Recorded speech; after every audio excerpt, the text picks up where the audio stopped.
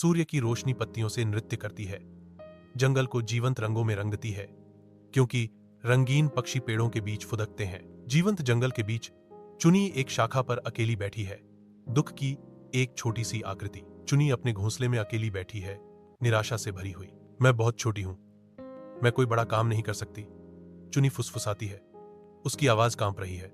एक तूफान उतरते ही जंगल का आकाश भयावह रूप से गहरा हो जाता है, जो अप्रत्याशित परिदृश्य पर अपना क्रोध प्रकट करता है।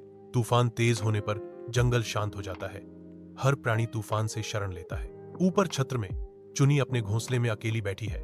उसका छोटा सा शरीर डर से कांप रहा है, क्योंकि तूफान उसके चारों ओर गरज रहा है। घोंसले के अंदर से एक हल्की चीख गूंजती है, चियों चियों, मदद करो। चुनी सावधानी से खिड़की से बाहर झांकती है। एक कौवे का बच्चा पेड़ के नीचे गिरा हुआ है। चुनी अपने घोंसले में अकेली बैठी है, विचारों में खोई हुई। मैं बहुत छोटी हूं, क्या मैं उसकी मदद कर सकूंगी? चुनी सोचती है।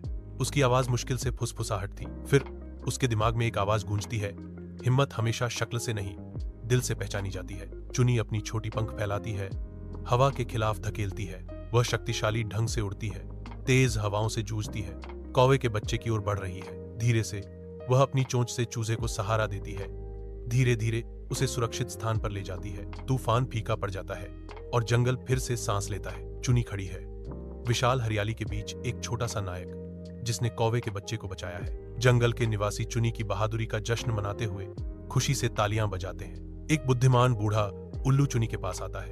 उल्लू प्राचीन ज्ञान से बोलता है, चुनी, तुमने साबित कर दिया है कि बहादुरी एक छोटे से शरीर में छिपी हो सकती है। चुनी मुस्कुराती है, उसकी आंखों में एक नया आत्मविश्वास चमकता है, क्योंकि वह घोषणा करती है, मुझे अब खुद पर गर्व है।